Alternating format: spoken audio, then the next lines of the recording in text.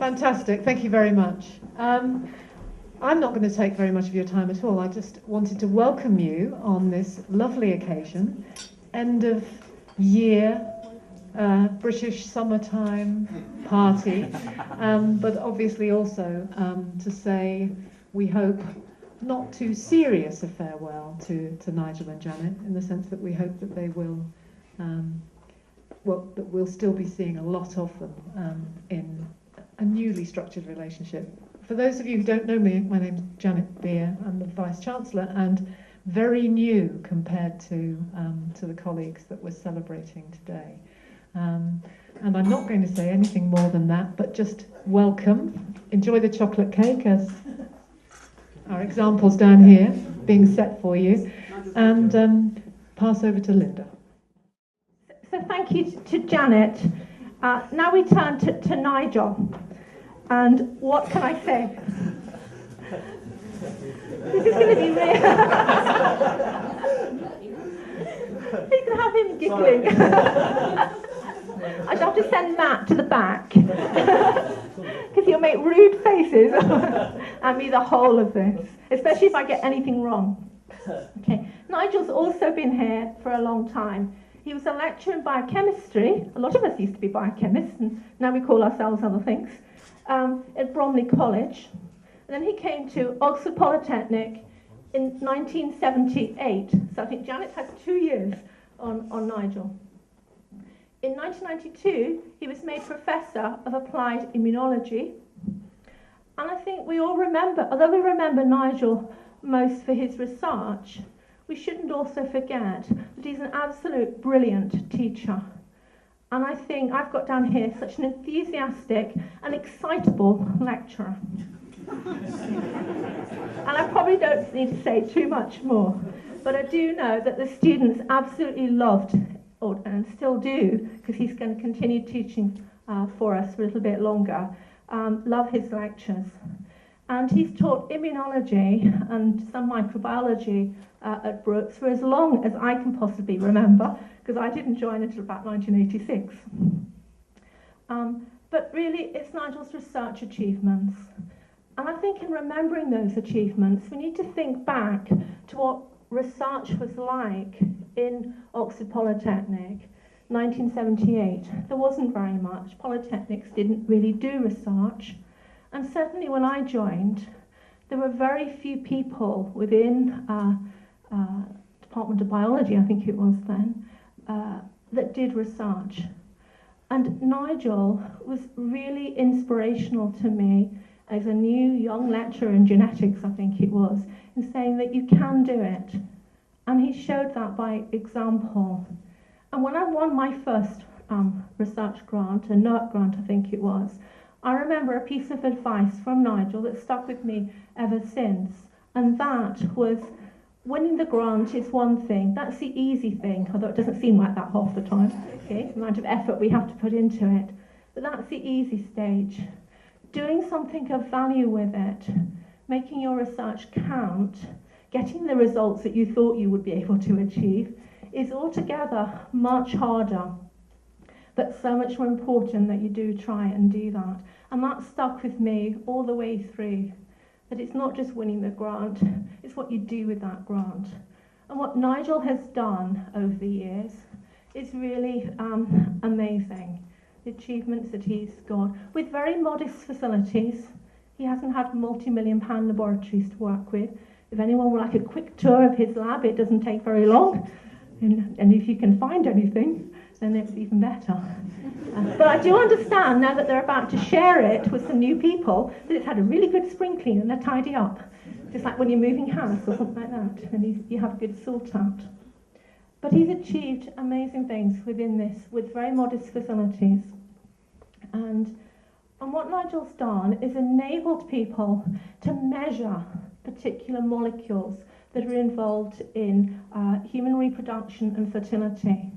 So these are small molecules that control various parts of our bodies and how our bodies work. But these are very small amounts, tiny amounts. And until Nigel came along and developed antibody tools to detect these molecules, then people just didn't know they were there to start with, and certainly didn't know how they functioned.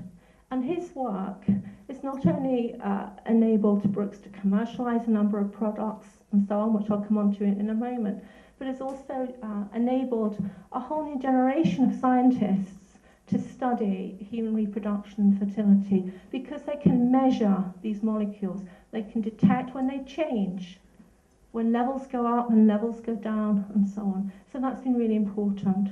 So it's not just about what he's done in his own laboratory, but it's that enabling feature as well, enabling many scientists throughout the world to open up new avenues of research. The molecules that I'm talking about won't mean a huge amount to everybody, but certainly within this school, we all know what inhibin A, inhibin B, inhibin pro-alpha C, activin A, and a number of others since. So these are the molecules in our bodies which Nigel's antibodies allow us to detect. And these have been used in various clinical situations, and in commercial environments as well. And that's enabled the school and the university to benefit from income streams, which we couldn't have dreamed of, I don't think, in any other way. And really, I think the finance team in the school would agree with me, over the years have really kept the school afloat when times have been difficult. And Nigel's been incredibly generous. He hasn't ever made claims on that money. It's his antibodies. They've been sold to various people, then use them in assays, and the income comes back to the university and the school gets a share. And many people would say, right, I've earned this money for the school, I think it should be spent in this way or the other. But Nigel's been and has allowed us to use the money in the way that we see fit for the best benefits of everyone in the school. And I think that's what everyone in the school really appreciates, that the work that he's done has enabled the whole school to benefit. And going forward in future with these income streams, which are projected to grow, we were unanimous in thinking that the way we'd like to recognise that in future is to use these income streams to fund PhD students in the school and to call them the Nigel Groome studentships. And that's what we'll be doing in future. And that way I think everyone will see how everyone in the school benefits from the income streams that we get from Nigel's work. Brookes had a first spin-out company based on Nigel's work, Oxford Bioinnovation, which was a joint venture between the then Oxford Polytechnic and Ciratech. And hopefully Ed and James Bernard are here today from Ciratech. And this was really a successful venture. The company, Oxford Bioinnovations, was sold to a US diagnostics company in 2001 for about £1 million. Since then, the work and the collaborations have continued, and this particular diagnostics company has since been taken over by Beckman, an even larger diagnostics company. And these diagnostic companies are using the antibodies that Nigel's produced in his labs, often in collaboration with the numerous PhD students that have benefited from training in the lab over the years. And they use them to detect these molecules. And one of the key tests that many be familiar with is the test for Down syndrome. So, and apparently about over 70% of pregnant women in the US are screened for Down syndrome in what's called a quad test. And the fourth test in that quad test is Nigel's inhibin A antibodies. Certainly when I was pregnant with my 3 boys, then I had the triple test, which is still quite common in this country. But gradually this country as well is adding the 4th test. So the benefits of Nigel's research are not only local within the school to the university, but to people worldwide. And I think that's what makes his contribution so incredible. But Nigel himself is quite an incredible person, and I don't want to get too serious here, because my abiding memories of Nigel we shared an office in the Darcy building, which is now been demolished, as you've heard from Janet, over the summer. But Nigel and I shared office and research facilities there for a while. And there are many stories I could tell about the adventures we had in that building. I'll just share a couple with you, which, if ever I have to think of Nigel and someone says to me, anything sort of funny happened, and if you're in the school, you know that all sorts of funny things happen when Nigel's around, then these are two things which I always think of. Nigel used to have a yellow Citroen car with a sunroof in it, and he'd parked it outside the Darcy building where his office was, and we had rain like today, torrential rain, and the Darcy building, for those of you that don't remember it, have never seen it, had a really wavy roof, and it didn't used to have drains at that point. And the rain used to channel off and then just fall to the ground. And you probably know where this story's going. But Nigel has very strategically parked his car where the water came off like a waterfall off the building, right into the sunroof, right into the car. And he proudly showed me this by opening the door and this flood of water coming in. So I will always remember that. And my other story also involves the yellow Citroen car. And Nigel and I took a visit. I can't even remember now why we went there, to British Biotech in Cowley. And the reason I can't remember why we went there is because all I can remember is the journey. And this car, again, the yellow Citroen, I don't know whether it was before or after it got flooded, but it was parked facing the wrong way, so facing where you couldn't go out of the out of Brookes to go towards Cowley. Most people, so Nigel gave me a lift, and most people you'd think would go up to the turning space at the end, turn the car around and go out facing forwards. Nigel decided he'd reverse what seemed like a huge top speed from outside the Darcy. Those of you that know it will know there is a sharp 90-degree bend at the end, of which we went round at a rapid rate of knots. And then again, there were plenty of opportunities to turn the car round. But no, Nigel decided since he was in that direction, he carried on right to the road in reverse. And my nerves are fairly shot by this point, and I don't think I've known Nigel for very long at this point. And then we moved out onto the bypass. And this is where I realised, and I've heard a similar story from somebody else, I don't think it just happened with me, is that when Nigel was talking and thinking, the faster he was talking, the faster he was thinking, the slower he was driving. And we ended up with a tailback of cars while we were going at 5 miles an hour along the bypass. And we did eventually make it to British Biotech. And I can't for the life of me, maybe Nigel can remember why we went there and what we discussed. I'm sure it was terribly important. But all I can remember is the journey in the car. And just lastly, the other thing that, I don't know, maybe other people have this memory of Nigel, and that's a telephone conversation with him, when suddenly he's lost interest in what you're saying. And his mind is onto other much more important things. And you suddenly find yourself talking into air, and he's gone. And I'm sure he's on to lots, I say, much, much more and higher and important things. But that has happened to me several times.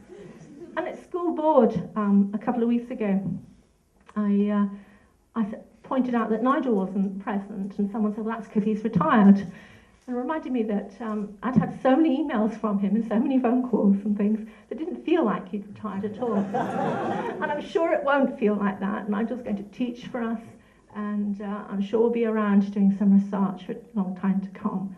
But I think everyone will agree, Nigel's a very special person. I've, say, sort of, if you like, grown up with Nigel. It's like almost like a father figure, I suppose, since I arrived in Brookes as a very raw lecturer with just a year's postdoc experience under my belt. And he sort of, I felt, sort of took me under his wing a bit in those early days, and I'm always grateful for that, and for showing that actually somewhere like Oxford Polytechnic, you could do research, you could make a difference, and that's what we've done over the years. Now we have lots of researchers, lots of people making a difference.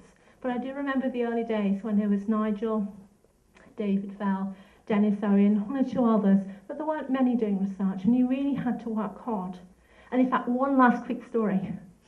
Those days, because not many people did research, the buildings were all locked up at night, and at weekends you couldn't get in. And this is a story somebody else told me, that Nigel didn't like this. He had to come in at weekends. So apparently he kept ladders outside the Sinclair building, left his window open, so that he could climb in at the weekends and evenings to continue his research. And that shows what dedication, I think, he has. Okay. Actually, there is one other thing that I do want to say. And I've mentioned that the school would like to honour the contribution, the financial contribution Nigel makes to the school, with some studentships named after Nigel. But one of Nigel's PhD students, who's with us today, Ahmed Al-Qahtani, has very kindly agreed that we should also honour Nigel in the training that he's given to many PhD students over the years. And that's the Nigel Groome and the Ahmed Al-Qahtani Prize for the best talk and the best poster given by our research students at the annual postgraduate symposium every year. We always give these awards, but in future there'll be a named award. And I think there's going to be funding to provide a nice trophy as well. So rather than the rather tatty certificate that we've given out in the past, students will get a really nice trophy to remind them of their achievement. And further, if a student wins the best talk at the end of their first year and then goes on to win best poster at the end of their third year, then Ahmed has very kindly agreed that that's a really special achievement, and that would be marked by a trip paid by him and his family for the student to go to Saudi Arabia for a trip and to look at the research that goes on in that country. So thank you, Ahmed. That's absolutely brilliant. And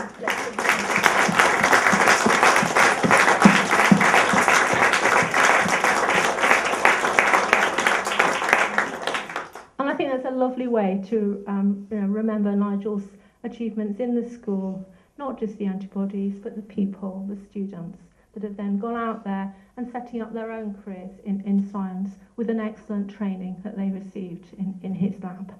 Okay, so to keep with tradition, I'm going to hand over again to Andrew.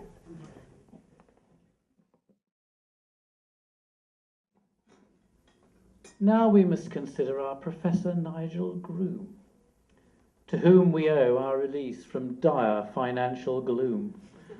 Those antibodies did the job, at first, to MBP.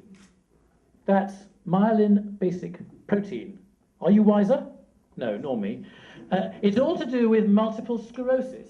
Now you know. He made it work. He moved it on. Developed the field, and so he moved on himself. And thought, I have a good idea. It worked for MBP, why not for inhibins? Now here, if I develop this, I'll have an early test for Downs. I think I can do it. I'll make smiles from all those frowns. His keenness knew no bounds, and of him I've heard it said that he would work at any hour when most would be in bed. The trouble was, he lost his keys so frequently by then, he'd undo a window in his lab and climb in at 10:30. So these worked too. But what's this problem? Patents in Australia? They think they own the blooming world, saying to themselves, I'll nail ya. But no, that antibody setup was all Nigel's design. Eventually, they did agree, and so they came to sign. But when he tried, he found a tube of antibodies, no pen. The pen was in the fridge at home. He must go home again. And was he absent-minded, as we know professors are? He'd been asked to go and speak at meetings near and far. Now, I need these diagrams made as slides by 5 p.m. But it's 5:15 already. Is it? Well, I need them then. Let us do them now. But I will miss my last bus. Oh, never mind. I'll take you home. We mustn't make a fuss. Good. Now, did I leave my car in the car park or the hall? I'll look and try to find it. Did I bring the car at all?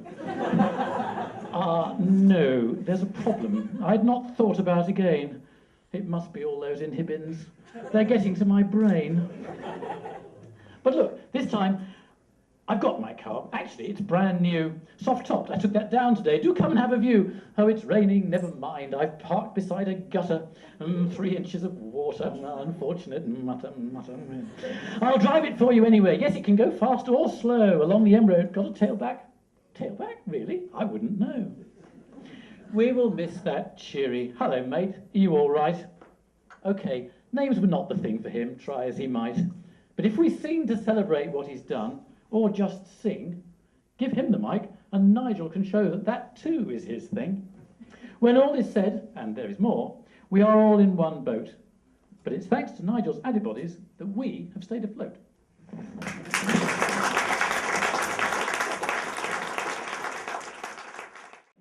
I'd like to thank the Vice-Chancellor for calling in earlier on, and I'd like to thank everybody who's taken the trouble to come today.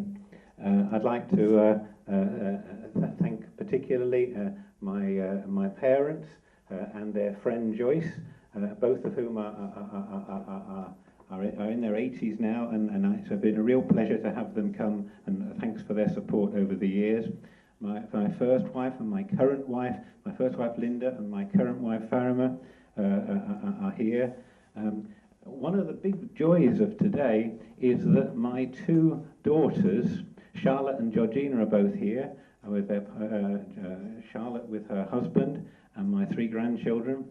And Georgina, my youngest daughter, has, to my great pleasure, announced her engagement today here.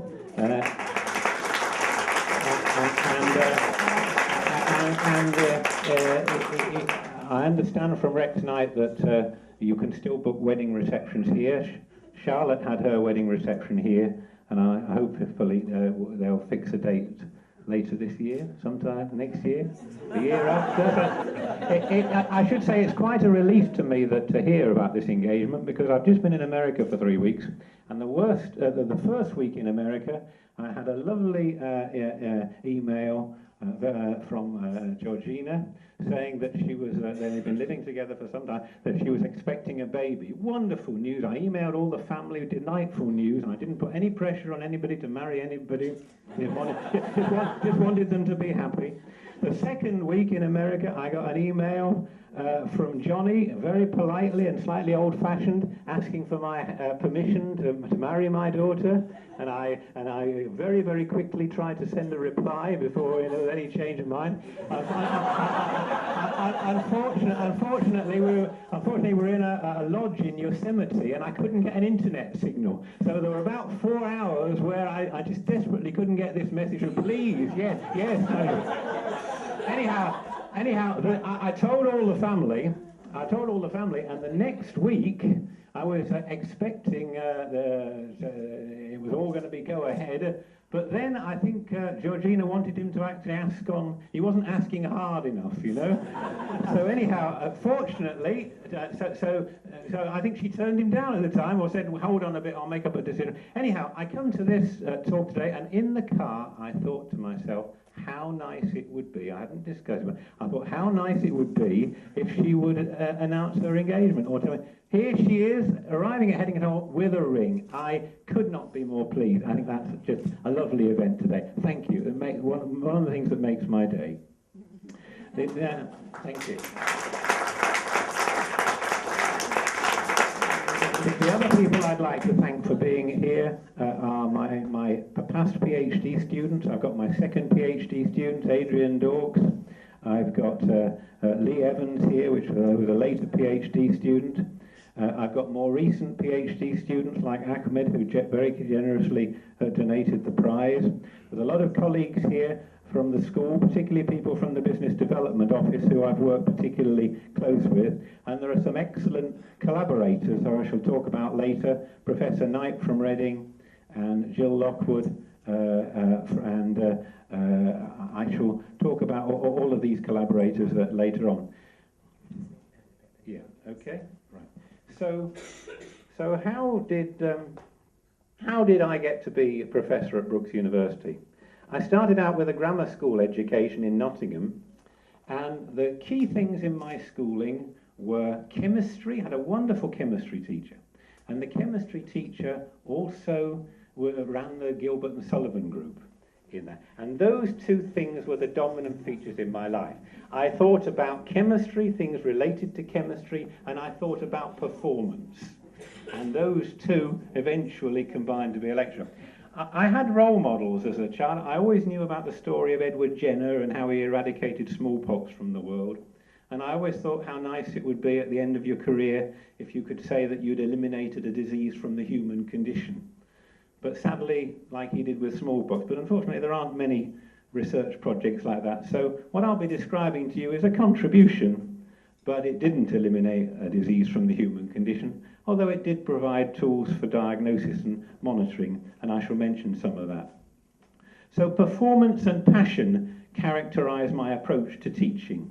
I leave the detail aside sometimes. The students can always fill in the detail later. I don't want to leave a student depressed by being bored or given excessive detail. My school report for chemistry was not bad, but my physical education teacher said, rather a silly, lazy boy. Is this a fact? It always appears to be tired. Is this a fact or is he lazy? No, he was lazy. He wasn't really tired. He didn't like physical education then. He doesn't like it now. He can't understand the attractions of sweaty gyms. So I wanted to make an impact, and I'm not hugely bright. That's to say, I'm not very mathematical, and I would avoid IQ tests, and I would avoid crosswords. Anything like that make me feel grossly inferior, and I stay away from them. So I had to have a strategy. It wasn't enough just to rely on academic brilliance. And I also had other setbacks, also personality traits, which some people have alluded to. You all know these personality traits, and I had to live with them, and the people who've looked after me over the years, my two wives, have to live with them. One of the things I can't do is I cannot sit in meetings. My attention span is 5 minutes. Well, I go to school board meetings. After 5 minutes, I'm almost asleep. After 2 hours, I'm suicidal. I cannot cope with them. And the other thing is that I've always made it a general principle never to speak on things that I don't know about. And sadly, that means that I'm quiet most of the time. But when I do speak, I speak with passion and knowledge, and I know about it. But if I'm not saying anything, it's usually because I haven't got a view, and a view won't usually be elicited from it. The next thing is I'm verbose. I passed all my O-levels, and I was cycling home to tell my father that I'd passed them, and he said, "What's this English language? You got a grade G?" And I thought that was a sort of low category of pass, but it was I failed English language. Passed all the other A's and this and that and the other. Couldn't pass. And that's how I'm not very good at writing. I never use one sentence when 3 sentences will do. David Beadle will tell you, I never send emails of 1 sentence when 10 sentences will do. And the greatest thing that he ever did for me was to only read the first line of my email. And send me a 1-word reply. And from this I learned that perhaps the rest of the world was using emails in a different way to me. I have a butterfly brain. Anybody that has talked to me will know that it's very difficult to focus with me on what you're actually talking to me about. I can feel it happening. The minute I'm talking to somebody, I'm either thinking, analysing what they said previously, or I'm thinking ahead to the next question that I'm going to ask. It's a bit like that comedy programme with Ronnie Barker and Ronnie Corbett, the quiz programme, where he answers the question before last. You know, I know it's happening, but we all understand our own personalities, but we can't change them. The other thing is, I think I've got the right word. I hope I've got the right word. I hope it doesn't mean something nasty. Narcissistic. It means that you like approval. You know, unless somebody's patting me on the back all the time, I lose my self-worth. So what I needed, as Baldrick would have put it, with all these personality problems, I needed a cunning plan. I needed a strategy to compensate, to succeed. It occurred to me that actually perhaps becoming a professor would be the only way I had. You're right, I'm absent-minded. I've always been absent-minded. He told that, Andrew told that story about the car. I remember offering Derek Whiteley, our department illustrator, a lift. We searched the car park for my car because I'd offered him a lift home on a snowy night. And it gradually dawned on me that I'd come on my bicycle. There you are. Even recently, I'm still doing it. I said to my wife the other day, I said, I'm going to take the dog. She said, where are you going? I'm going to take the dog for a walk. And I was just leaving the house, and she said, but you've got the lead with you. You haven't got the dog. Okay. So I had to live with these things. So what was my cunning plan? What was my strategy? Well, the first thing that somebody like me does need a wife, and I'm very grateful for my first wife, Linda, for all the support in the early years of my career, and my current wife, Farimah, who's disappeared again, actually. During the later phase of my career. So, the thing that occurred to me is that man is a tool-making animal, and I decided I was going to make tools that other scientists need. The skills that I have are not very dissimilar from gardening, really. I think that anybody who likes working with their hands, which I do in the laboratory, could make tools. In all fields of research, in all fields of human activity, tools are the key. We evolved from apes, but the apes needed to use tools. And when you comb your hair or you pick up a screwdriver, you're using it to do a job which you'd find it very difficult without the tools. Research scientists are no different. When they have the tools available, there's rapid progress, new discoveries, and then they run out of tools and they look for new tools. I saw it as my role to provide antibody tools to measure various molecules in body fluids, and thereby catalyse fields of research in which I could have normally played no part, particularly clinical research. The other advantage I found in collaboration is that I don't like being competitive. That doesn't mean I don't like to win, but I don't like, I prefer to be friends with everybody rather than have to. And what I discovered is that when I started making the inhibin antibodies, I collaborated with everybody, Japan, Australia, Chile, Argentina, absolutely every country, practically all the major countries. And I was friends with all the researchers because I was providing them all with things they needed. But they wouldn't talk to each other, they were all at each other's throat because they were all competitive, you see. So, if somebody says to you, what does research involve? They talk about hypothesis. I never had a hypothesis in my life. You know, I wouldn't know what a hypothesis was if they met me. The only hypothesis I had is that people told me they needed antibodies and I had the skills to make them. And I never glorified what I did with talking about hypothesis. The other advantage is that because I didn't like writing very much, I discovered that by collaborating with so many people, they wrote most of the papers. So my CV went up from, at the time I started my career, I used to publish about one paper a year, and the only decision to be made was it going to be a summer paper, or a winter paper, or a spring paper, but it was one a year. And then it suddenly got to 35 a year, and now it's well over 300. And so that was another advantage, that I got these excellent collaborators, lovely people, some of whom are here today, who would write these papers on clinical topics, finding new clinical applications, and I would share in the credit. The other thing is that I never wanted to end my career by saying I did it my way, but I didn't really do much at all. It seemed to me much better to say, well, I had a lot of help from my friends, but did something significant.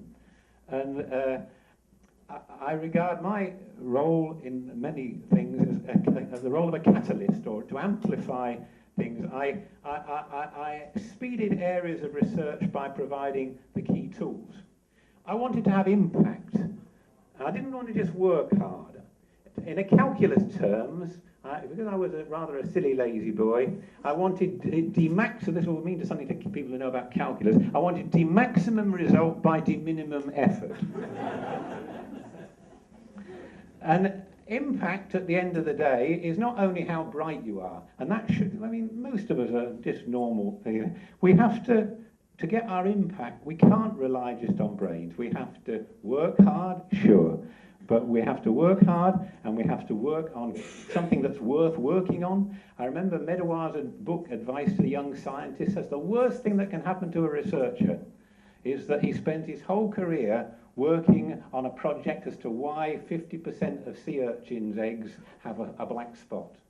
To find that at the end of his career, the only person who he's ever found who's interested in that result is another person from another side of the world who's trying to find out why the other 50% don't have a black spot. You know? And so I wanted to work on significant projects, and the best way I found those was by working with talented... I wanted to work with talented clinical scientists from all around the world, and they came up with what was needed. I produced it, and then they answered all sorts of clinical problems. So how have things changed over the time I've been here? Well, when I came here, the only way of making myself a nuisance to the Business Development Office, John Francis' predecessor, and Barry Wheatley is here today, remember those days, was the phone and the fax. Email has now added a new way of making a nuisance of yourself, and I've used that to the full. When I came here, talk and chalk, or whiteboards was the way of communicating to students. I felt comfortable with that. I like it. I don't like PowerPoint, and I'll tell you why I don't like PowerPoint. I'll tell you 2 reasons I don't like PowerPoint. I don't like PowerPoint because I think a lecture should be a performance on the day. Think how disappointed you'd be if Paul McCartney turned up to a live concert and said, "Sorry, I've got a bit of a sore throat, but I'm going to play you some of my tunes." What impact does that have? Turning up to a lecture with power. I like going into this is the first thing I've ever prepared, really. I mean, I give my best lectures when I haven't thought about it till the last minute, because I know damn well I've got to switch on my brain for the hour that I'm with those students, and they get a performance. The other thing that worries me about PowerPoints is that I've discovered that armed with appropriate PowerPoints, anybody who can conceal their ignorance can talk about anything, and that's got to be worrying. I've had students who've produced PowerPoints on things, lent them to other students, and the other students have taken them back to their hospitals and done talks on the topic just from the PowerPoints. I think when you can feel as though you're an expert just from a set of computer slides, I think you're on a downward slope, and I would strongly recommend anybody that wants to impress their students to perform on the day in some way. Use PowerPoints if you like, but don't rob the students of the live performance. Who are these excellent collaborators? Well, I've got 3 examples in the audience here. I've got Professor Phil Knight from Reading, who has published something like 32 papers with me. I've got my names on all sorts of things. I've got my name on inhibins in horses, ducks, pigs, chickens, llamas in Lima, God knows where. Oh, I've got my name on papers on absolutely everything, and Phil Knight has taken me into the animal direction. I've measured inhibin through the cycle of horses, and that's what I can remember. Anna was one of my PhD students. She'd measured the daily inhibin levels through horses. She'd got 20 mares, and she'd measured inhibin throughout the cycles, and all the data fitted except the last 6. And for a week, it was complete panic. The levels in the last 6 horses were completely different to all the other horses. And then they found it was a problem with the Excel. They'd pasted the wrong things into the wrong cell. And as soon as we did it, it all fitted perfectly. Shanti Mutakrishna, a young lady who has published 39 papers with me. And I think it's fair to say that inhibins and activins have been a major contributor to your activities, and she's really done some great clinical things. She's shown the value of inhibin A as a marker for preeclampsia, and she was also involved in some of the Downs stuff. Absolutely splendid. And then there's Jill Lockwood, who did her PhD in Oxford University and spent some time working with my assays, came to my lab on one occasion, and she's championed the use of inhibin B as a marker for ovarian reserve in women. That's how many eggs they, and she's used it routinely at the Midland Fertility Services for some while, and she's also using AMH assays, which is another assay that's come out of our lab. And I'd also like to thank some people who aren't here today from Edinburgh for a lot of collaboration, particularly Alan McNeely had a long time collaboration. So anyhow, what was my niche then? My niche was making the gold standard antibodies. Very often people in research publications call the best antibodies gold standard. Sometimes it used to please me, they used to call them the Groome antibodies, actually in scientific papers. And I used to sit at scientific meetings and it used to say the Groome antibodies. And David Beadle will remember we went to a meeting together in Copenhagen, and the gentleman who was sitting there, Professor Skakkerbeck, who was the person that showed that sperm counts were falling, he referred to me as the father of the inhibin field. So there you are, I have 3 children, Inhibin, Charlotte and Georgina. I had a very special and long relationship with the Serotech company. It's been covered that Brookes set up with them a joint venture company. How did I get my job at Brookes? This is worth sharing with you. I was at a small college, did my PhD part-time in Kent, and I had a lot of interviews at polytechnics and universities, and my research wasn't very strong, couldn't get a job anywhere. And at interviews, I developed what you can only call interview personality. I become very, very hyperactive. I talk quickly, I try and impress and do the exact opposite, and I was getting nowhere. And then I came to Oxford Polytechnic thinking this will just be another one where I won't get a job. But in the car park, when I was parking the car, I collided with the Students' Union van and did it a serious injury. And when made me a few minutes late for my interview. And this seemed, I think the university management were having a bit of a war with the Students' Union on other issues, and this seemed to make them warm to me immediately. I didn't seem to be able to do a foot wrong, and then I got the job.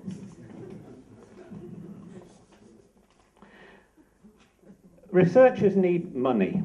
Where did I get my money from? Well, for years, the Multiple Sclerosis Society, the Medical Research Council, Cancer Research Campaign, European Community, various industrial companies, Oxford Bioinnovation, Celtech. And for many years, I was preoccupied with getting grants. But as Linda says, that is input to the project. It's not output. I'm very worried about methods of assessing research to decide what they give you next by what you did in the past, or what grants you got in the past. It should be what you produced from the grants you got.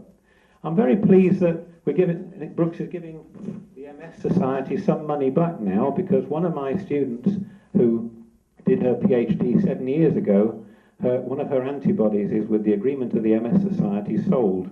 And they've had 2 or 3 checks now for £10,000 each time as the MS Society's share of this activity. So, inhibin A and inhibin B, what marvellous molecules they are. Inhibin A, down screening, 70% of women in America, 70% in South Korea even. Gradually being introduced in the UK now that it's got CE approval. A paper came out last week. Apparently, Jill Lovell will know this better than me, but apparently one of the complications of pregnancy is that the lining of the fetus's gut, which is called meconium, is a greeny liquid. Apparently, the fetus sometimes can ingest this, and it can cause fetal distress. And there's press releases now of May the 7th just coming out to show that inhibin A is a very good predictor of which pregnancies will be adversely affected by this, what they call meconium passage. So the future for inhibin as a clinical marker looks good. And just to share with you a little bit about inhibin B. I mean, I was all quite excited about inhibin A, measuring the levels in the menstrual cycle, Down syndrome screening. But what really excited me was inhibin B, because for years people didn't think inhibins had any function in men. Then inhibin B comes along. And I'm sent a load of serum samples from an infertility clinic in Dallas. And they've already measured one hormone, and they want me to measure inhibin B with my new assay. And for the first time, we had evidence that B is the functional inhibin in men. And the guy there, a chap called Bill Bird, got so excited about it because he noticed that the men with the highest inhibin B had the highest sperm count. And we had a lovely joke about this that I used to tell, which was that he said that the most fertile, the man with the highest inhibin B had the highest sperm count of any sperm donor that they'd ever had. And he said the rumour was that if you were a woman at the right time of the month and you sat next to this man on the subway, and you were as good as pregnant. So inhibin B is a wonderful marker. They use it in industries which are exposed to nasty chemicals. So supposing that an employee thinks that he might have had his fertility wrecked by the chemicals he's working with, well, what can the company do? The company can store some serum samples. And if he pops up and says, I'm infertile, I think it's because of those chemicals, they can measure the inhibin B retrospectively, and they can say, you were firing blanks before you started working for us. So all sorts of practical applications. And the big advantage is that this level of science I can understand. When this work started developing in the 1994, and I suddenly got, well, I say famous, a little bit famous, got quite well known. So what happens when you get well known in a field? Well, television. Before I knew where I was on the national news for the Down syndrome screening. And the BBC and ITV cameras told us they were coming. They told us they were coming to film us in my lab. Great excitement. I told my research group, wear your best clothes. The BBC are coming. They were supposed to come at 11 o'clock, but 10 minutes past 11, there was no sign of them. My research group cleared off for coffee. The fact that the BBC and ITV were coming in, it was coffee time, wasn't it? And so the BBC and the ITV cameras arrive, and I'm in the lab on my own. And they're saying, oh, can we photograph you in front of this piece of equipment? Can we photograph you? I said, but I'm part of a team. I can't pretend I do everything myself. Anyhow, about 10 minutes later, they all came back, and we got on to the photograph.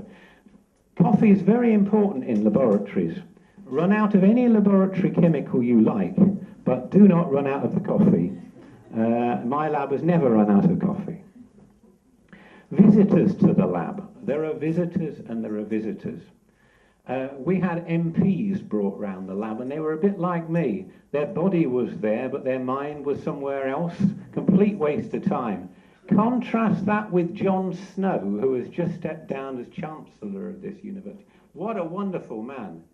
He came to our lab, and I had a little spiel that I wanted of things I was going to tell him. But he asked me the questions he wanted answers to, and we were all impressed that day. He was an excellent Chancellor. International meetings, yes. My first wife used to say to me, other scientists get themselves to international meetings. Why don't you go to international meetings? And they take their wives. Oh, okay. So I looked. So I looked around, and I found a meeting in Sydney with a satellite meeting in Fiji, and I thought that would be great. So I got myself to Fiji to do my talk on myelin basic protein. There was nobody at the talks. They were all on the islands. There was an Italian scientist in my exact field of research. He'd come there with 2 female postdoctorals, and the day of my talk, he'd gone on a boat trip.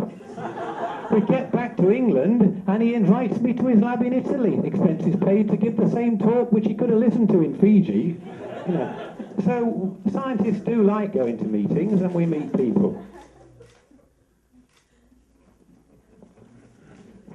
Now we come on to Oxford Bioinnovation. I'd like to pay a particular thanks to Barry Wheatley, who I can see today here. He was instrumental. He was working for Brookes University and had the idea of setting up the joint venture company.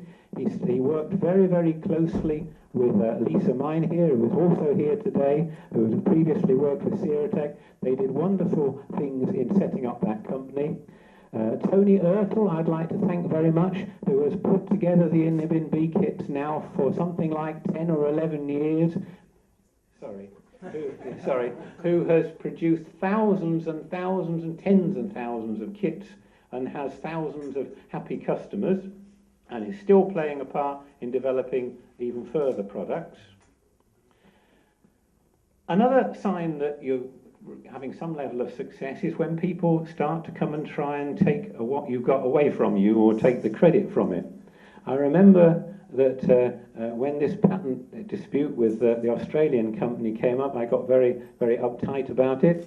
And David Beadle and Barry Wheatley and Lisa, we had a very memorable trip to Australia to grab these Australians and sort them out.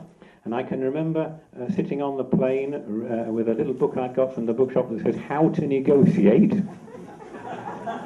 But when I actually got to Australia, it was perfectly obvious that Brookes had invested quite a lot of money in sending David Beadle and Barry Wheatley to make sure that I didn't negotiate.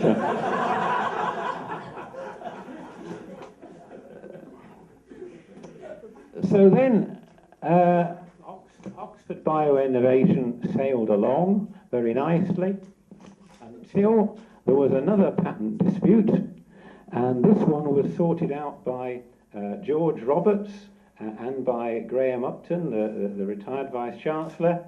They sorted it out so that OBI was sold to a US company called DSL.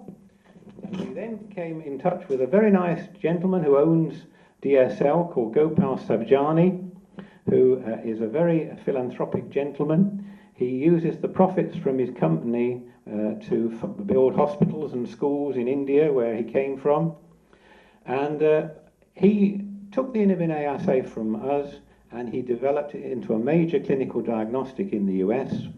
And when Beckman bought DSL for £50 million in about 3 years ago, they listed in the press release the reason that they'd bought them was specifically to acquire the Inhibin A, Inhibin B and AMH assays, all of which are from Brookes. I've had several opportunities to visit diagnostic systems laboratories, and one of the most interesting things was seeing 12 women doing nothing but pack Inhibin kits. And I actually spent half an hour just wandering through their cold room looking at the Inhibin kits. And I said to Gopal Savjani, if you ask me what would I like to do, I think I'd quite like to be locked in that cold room overnight, really to really get to grips with it.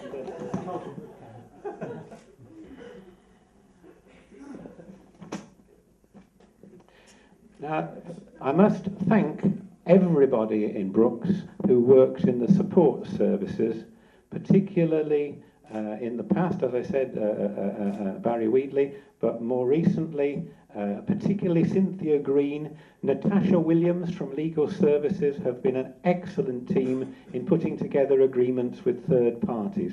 I think it's fair to say that academics are too close personally to their own research projects to be effective negotiators. You just fall apart when you're that closely involved. So it's been immensely valuable. So we've got Cynthia Green and Natasha Williams, Legal Services, John Francis, David Wooldridge and Nick Davis in RBDO. A very, very big thank you to them. And also a very big thanks to William Finch for keeping Oxford Bioinnovation going to its present level and effectively integrating it into the Beckman machine. So how can I assess success at the end of my career? Well, grants, no, that's input to a project. If you could do all this with no money, then that would have been even more achievement. So simply spending money is not an achievement. Grants is the means to the end, it's not the end.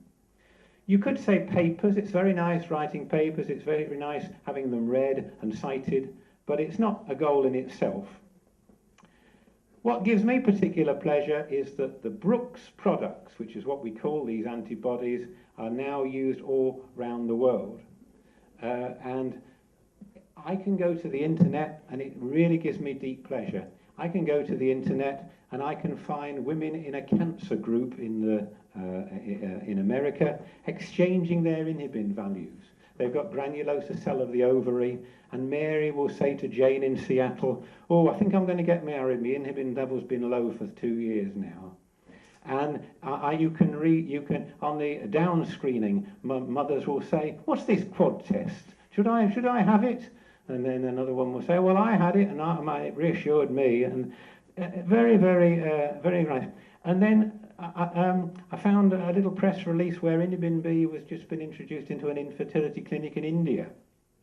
And two, a man and a woman with Indian-sounding names, were discussing their things, and she was explaining how she got this active career, and she was delaying having child, and she wanted to have her inhibin B level measured, and now there were 2 or 3 clinics in India that she could have this done. So these are things which I can understand. But the main output of somebody in a university are the students, undergraduate students, and particularly research students.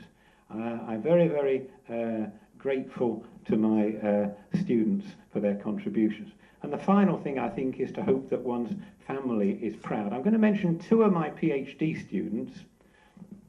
Ahmed came from Saudi Arabia, did his PhD in my lab, went back there, has established himself in his family company, and feels sufficiently pleased with Brookes to offer a prize. I can't value that.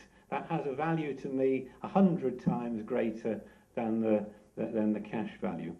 And Anna, most of my PhD students have gone on and worked on topics other than the ones in my lab. Anna was so determined to, as she said in her email, so determined to emulate me that she, after a period in school teaching, went back into research in an Italian lab, and has now, in the last 2 years, published 5 papers in one of the best journals in clinical endocrinology. Wonderful. You know, I can't imagine anything better than that. And then we have Michelle Yon, who, after leaving here and making some antibodies funded by the MS Society, had a bad stroke, which I think is why she's not here today. And now, every little while, she has the satisfaction of knowing that her antibody is being sold, is giving her some income, and is also paying back money to the MS Society for their funding of the work in the original. So you're looking at me and you're listening to me talk and you're thinking, he's too young to retire.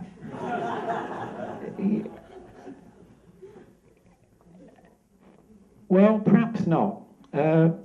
One thing that does concern me a little bit is that I've got my bus pass now, but people aren't asking me for it. You know, they're sort of looking at me and they're immediately offering me concessions. I want them to argue with me a little bit, you know, demand my ticket, you know. Well, just recently we had a holiday in America and I went river rafting, and which is something I've done before and I like. And I was thinking about my grandchildren, and I said to the organizer, "What ages can do this river rafting?" And he said, "Oh, from age 8 and 9 up to your age." I thought, what does he mean by that? So anyhow, they've given me an emeritus title, and fortunately I still have a desk, and I've discovered that I don't miss my office a bit. For the first time in many years, I can find things, because everything I have is in one little shelf. And I think anybody that has big offices and spends most of their time chasing pieces of paper around should take a lesson from that. So I did have low self-esteem. I needed clear achievements, and my strategy for doing that was, as I've described, which was to rely very heavily on collaborators and other people. So what about my immortal soul? Well, those of you who know about cell lines and antibodies will know that cell lines are stored in liquid nitrogen. In liquid nitrogen, they are immortal.